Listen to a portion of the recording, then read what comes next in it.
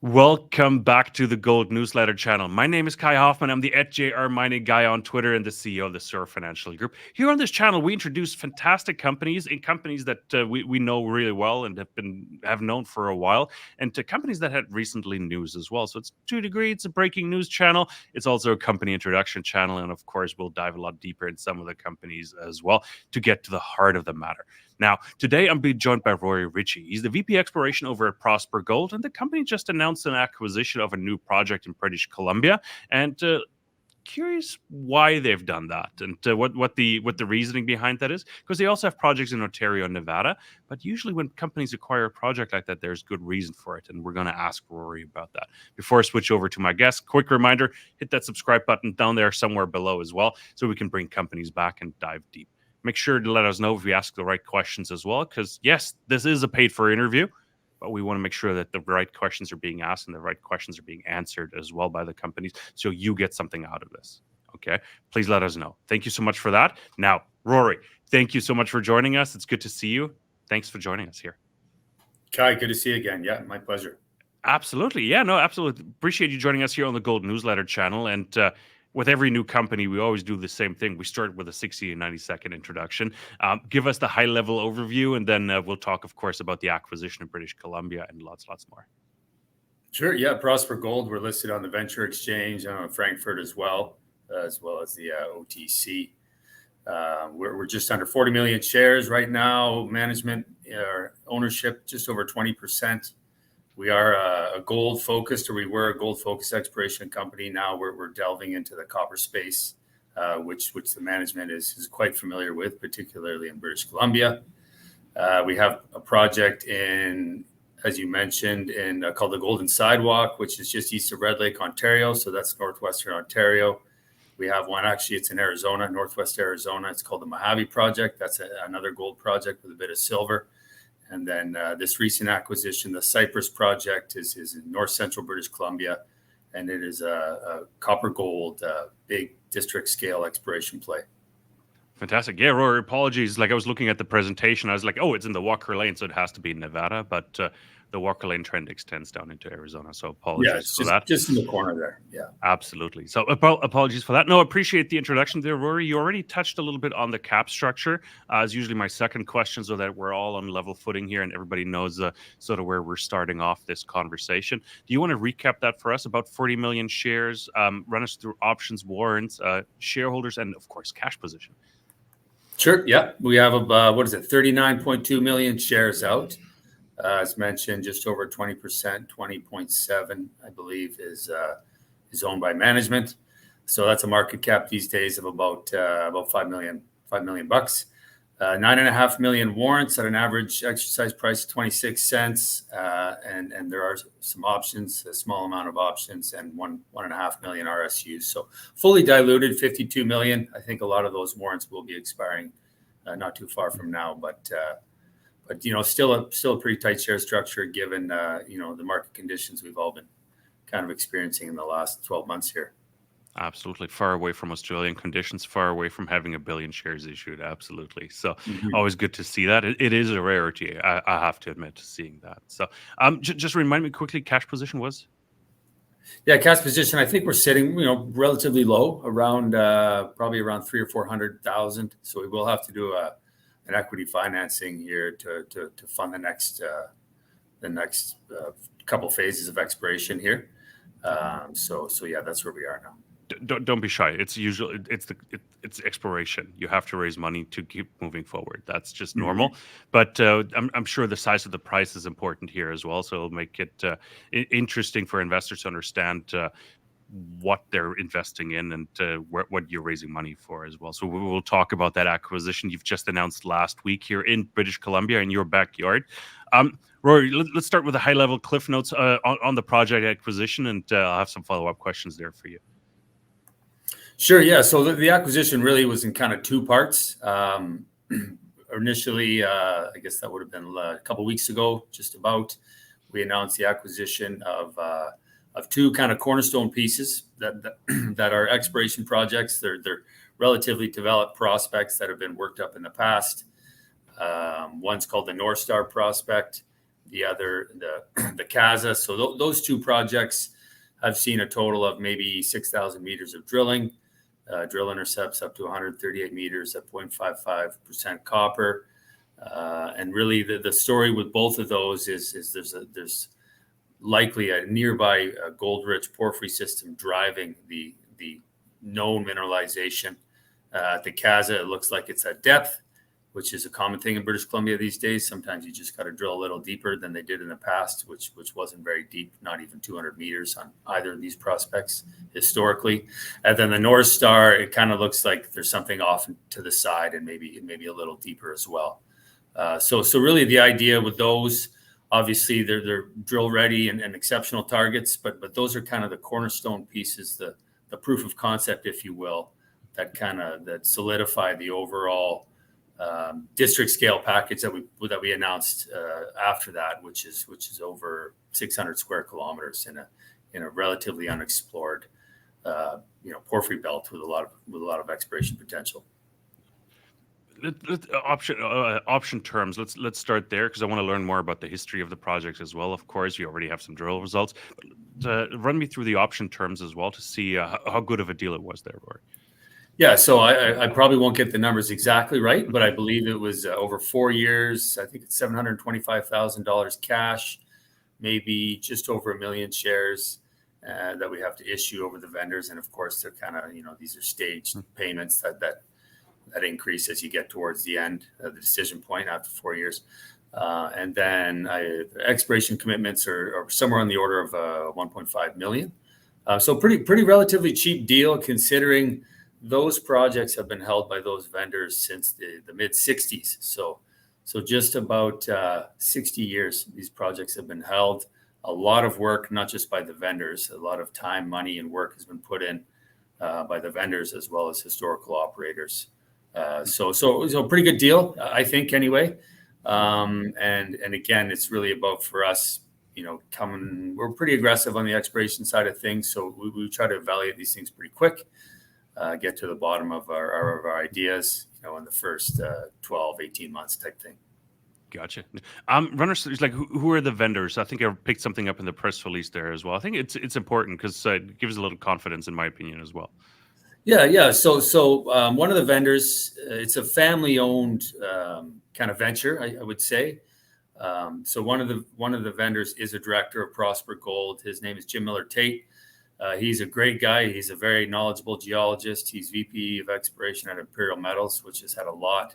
I would say of all the mid-tier to major producers in British Columbia, had the most exploration success looking for copper or gold-rich copper porphyry deposits. So it's him and some other family members who have kind of inherited these claims from their father, who has passed. But he made the original discoveries and did the original work in the 60s. So that's really the story. So Jim is a very smart guy. He's very knowledgeable. He's seen a lot of rock. There's good reason why he's held on to these claims for 60 plus years. No, fantastic. You hinted at the history of the project. I think we need to dive a little deeper into that as well. Like what kind of work has been on the project and how much data are you inheriting now? Yeah, so like I said, I think just about 6,000 meters. Most of that at the North Star, and again, that's 10 kilometers away from the Casa project. That's in the northeast corner of the greater 600 square kilometer land package.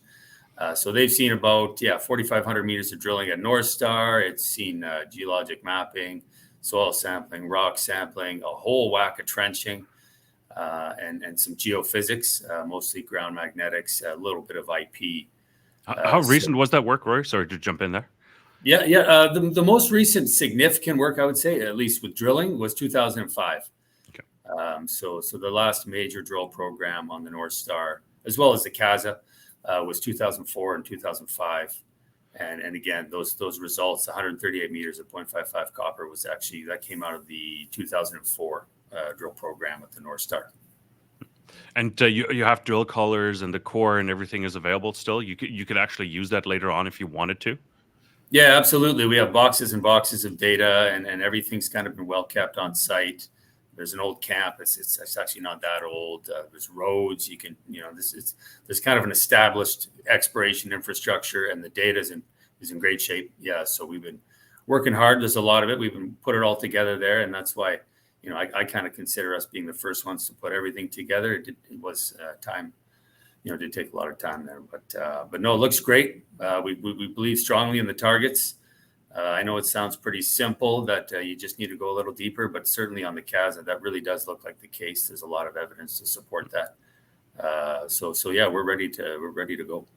Yeah, since you're the VP exploration, I can ask you that. Like, how confident are you in that data? Then it sounds like you're pretty confident in the data that they have generated in the past. And who drilled, by the way? Who was the operator of that drill program? Yeah. To your first point, yeah. I mean, this is all original data. It's largely you're digitizing hand-drawn maps, but these are stamped by engineers and geoscientists. And yeah, no, it's definitely not pulled out of thin air. The last company to do the drilling anyway, they were called Northern Hemisphere Development, and again, 2004, 2005. They probably drilled a total of 4,000 meters on the two prospects. And again, pretty shallow. I think the deepest hole at CASA was 180 or 190 meters vertical depth. And at the North Star, even shallower, maybe 165 meters. So they did a fair amount of work drilling, rock sampling, soil sampling, IP, magnetics, mapping. And they found some copper gold, just decided it wasn't enough at the time, I suppose. But again, there's a lot more exploration potential at depth and laterally of these historically kind of defined zones. Absolutely. Have they done any metallurgy in the past? I'm just curious. I was just flipping No, through your deck. I couldn't it's see not really anything, at the stage of any. It's too early, right? Yeah. Work. Okay. Yeah. No, just curious. What makes you confident that you can hit the target at lower depth? Like, what's pointing you in that direction? I don't want to get too technical, but always talking about what the size of the prize is here as well, and what can we expect maybe from the company moving forward here, of course. Yeah, of course. Yeah. So there's a footprint at surface, and a footprint in kind of basic terms is just whether it's sulfide mineralization, low grade copper or gold or both. But really, it's the alteration. The rocks have been changed from what they previously were, or what they originally were, and this is due to all the fluids doing their thing, coming from depth, coming to surface. Over these porphyry, they can be 1.5 kilometers tall. These systems as a whole, right? Somewhere in that column is a copper plus or minus gold deposit. So what you see in the tops of these porphyry systems is a lot of pyrite. You don't see as much. You start to see chalcopyrite, which is a copper-bearing sulfide, and then you can use the composition of these sulfides to kind of hone in, to vector in on the higher temperature portion of the system, which is where the copper drops out, as well as the gold. So what you're seeing at CASA is you're seeing broad kind of envelopes of relatively low grade copper gold mineralization, but they are cut by these higher grade veins. These veins are associated in a spatial sense with porphyry dikes, which are very important. But we can tell by looking at the dikes and how narrow they are and how far apart they are that you're likely these are coming from below, or you need to get deeper on those dikes where they coalesce or potentially coming off of a more coherent intrusion, which is really your porphyry deposits encapsulate the top of those intrusions. So it's really a combination of the geology, the geochemistry, and the geophysics, which tells you you're above a porphyry system or suggests you're above a porphyry system at CASA. The North Star is a little more tricky in the sense that you're not directly above. They're getting a lot of high grade copper. There's a certain mineral that's 80% copper by weight. It's called chalcocite. They're seeing a lot of chalcocite veins. Chalcocite are generally lower temperature, or they can come about from that sulfide assemblage can come about from a few different processes. But generally speaking, the alteration and the sulfide assemblage at North Star suggests you're a little further away. You're off to the side or on the shoulder of a potential porphyry deposit. So that one needs a bit more work than North Star. We will have to do some geophysics and then expand upon the known geochemistry, because there are good anomalies that are untested and open in soil and in rock. But a little more work to do there. that like I said, that's not perfectly understood yet, but certainly the CASA, I think, is actually pretty straightforward as far as an exploration target. Maybe to frame it for our viewers a little bit as well, like what's the size of the prize here, and maybe as a follow, I think it fits together is also what's the business plan? Like, where are you planning to take this? Like, I know it's a bit early, you just got the project, but of course, when you look at a project, you must have an idea in mind. It's like going into a new apartment; you immediately know where to put the furniture. Right. So I'm assuming like you step on a project, you inherit some data, you look at it, you immediately know, okay, this is what we need to do. This is the size of the prize, and this is our business plan for it. And maybe you can run us through those last two parts there. Yeah, 100%. No, for sure. You're absolutely right. I mean, we've been looking at this. We've been evaluating this opportunities for about 8 months. It takes a long time to go through all the data and to put it together. There's a number of factors at play as far as what comes into making a decision on something like this. The size of the prize is, apart from the two known prospects, the footprint of the CASA is about 1,600 meters by 600 or 800 meters, I believe. So it's got a sizable footprint that could be a standalone, porphyry deposit that one day, maybe you can shovel out of the ground. Obviously, we gotta find the grade first, but there are certain metrics that are important in exploration where, okay, it has the potential for size. Now we just need to find the grade. So, just to jump in, any analogs you feel comfortable with comparing it with yet? Like, or is it too early days? Yeah, I got to be careful with that, I think, right? Like, you don't throw out any numbers, but you say, it's like, I know there's a neighbor that's not too far off, and they're attracting quite a bit of attention. So I'm curious, like looking at the rocks and maybe some of the core, that you're seeing some similarities. So I don't want to put words in your mouth. I'm just curious. I'm just trying to understand. Okay, trying to frame it like, because you're at a ridiculously cheap market cap, so I'm trying to understand. Okay, what's my upside here as an investor as well? What's the analog? Let's assume you put a drill hole into it and you hit what you're saying you're going to hit. Where can this thing go? Right. So that's what I'm sort of trying to understand, wrap my head around. We got to stay 43-101 compliant here. We don't want to get the BCSC on our asses here. Pardon my French, but. Just to frame it a little bit, like a lot of companies have like peer group comparisons in their slides as well, right? So just food for thought. 100%. No. Now that I think of how you're framing that question, you're kind of more asking exploration stories that are. Yeah, absolutely. It's like, I'm not saying this is the next Imperial Metals mine or the next Fort Knox or whatever it is.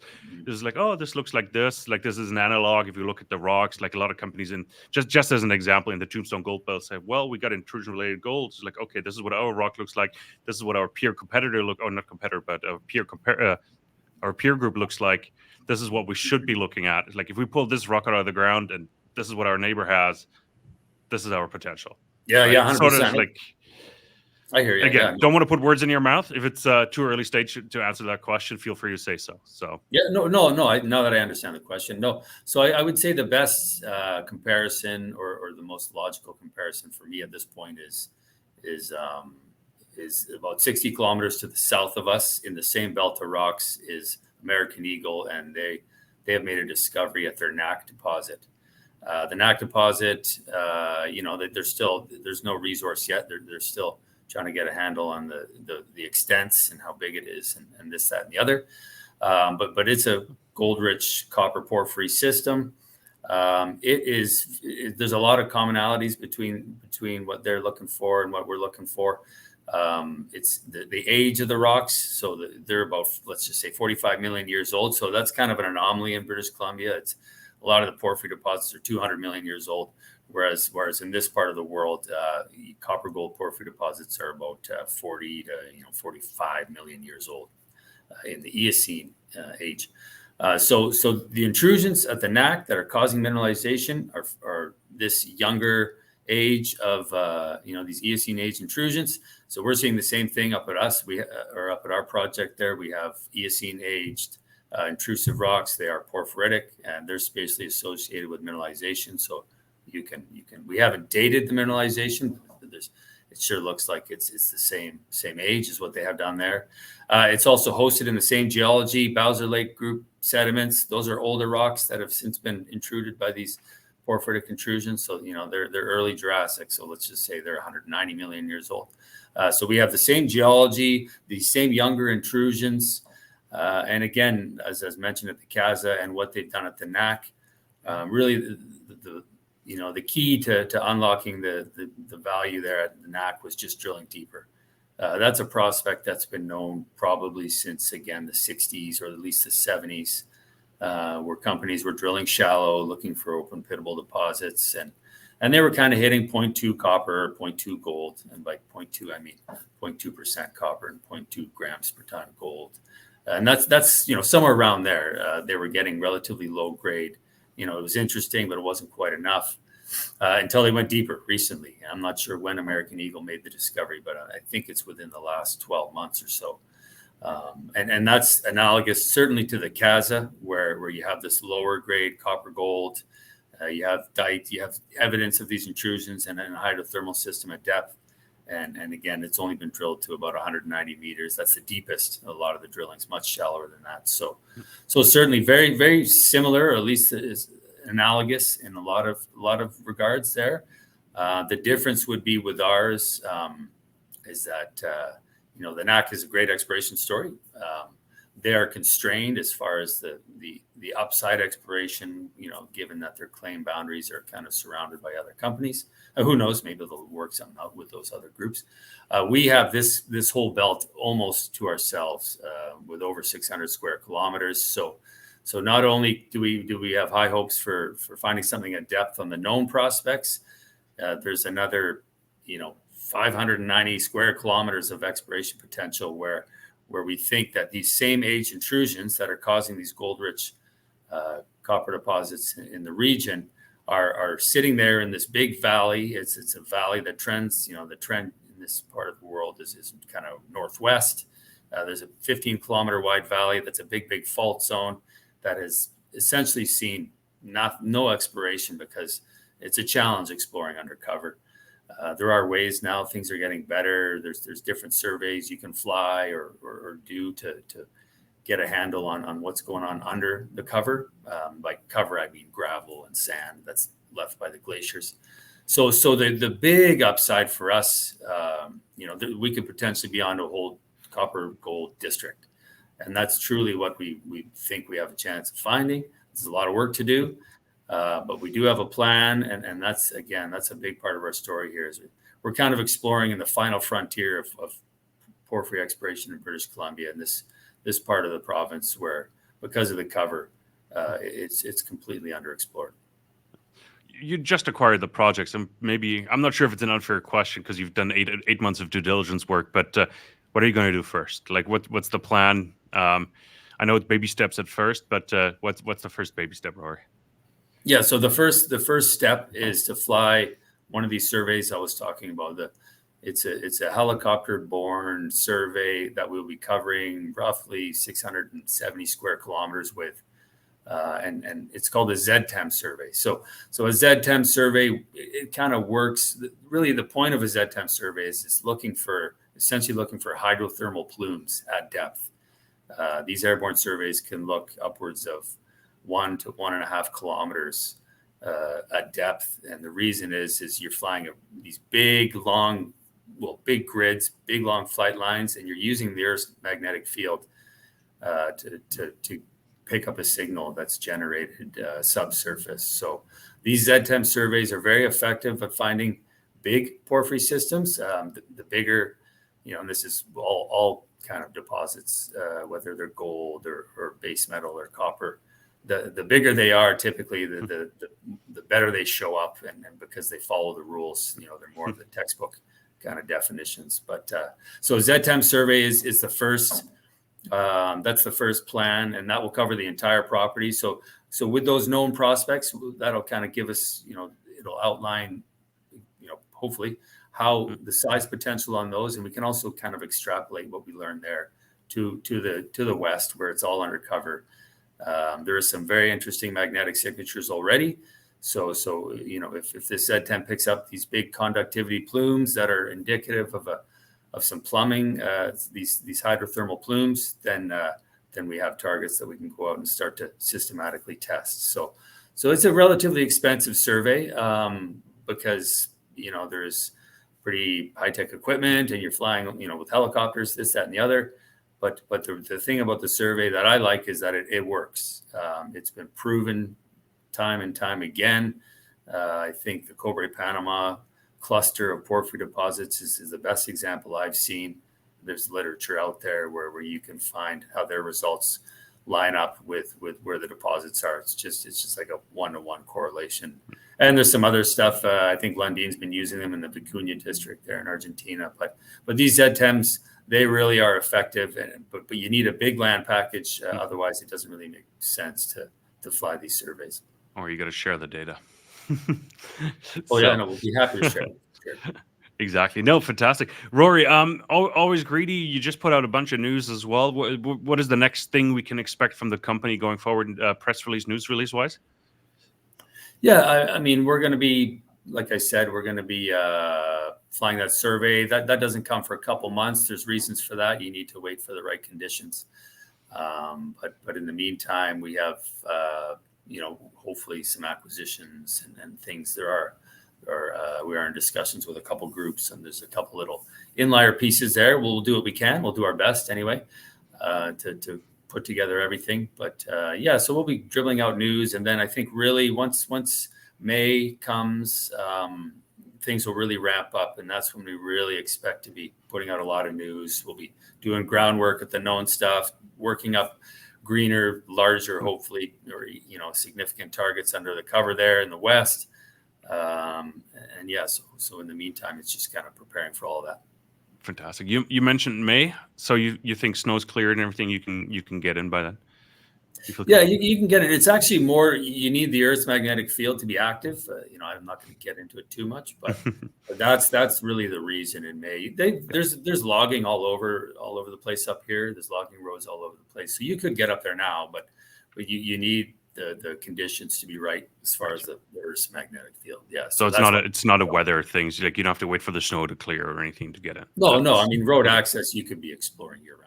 No, fantastic. Awesome. Rory, fantastic introduction. Really excited to see what the next steps are, of course, as well. And we'll direct everybody to your website to follow up and share the presentation there as well. So thanks so much for your time. Thank you so much for joining us here on the Gold Newsletter. And everybody else, thank you so much for tuning in. I hope this was an interesting discussion and interview here with Rory Ritchie. He's the VP Exploration over at Prosper Gold. They just made an interesting acquisition in British Columbia. They bought the Cowza and North Star projects. Let us know your thoughts. Leave a thumbs up because we want to know, are we asking the right questions? This is of value to you, and how can we improve our conversations? So really appreciate you tuning in. Thanks so much, and we'll be back with lots more here on the channel. Thank you.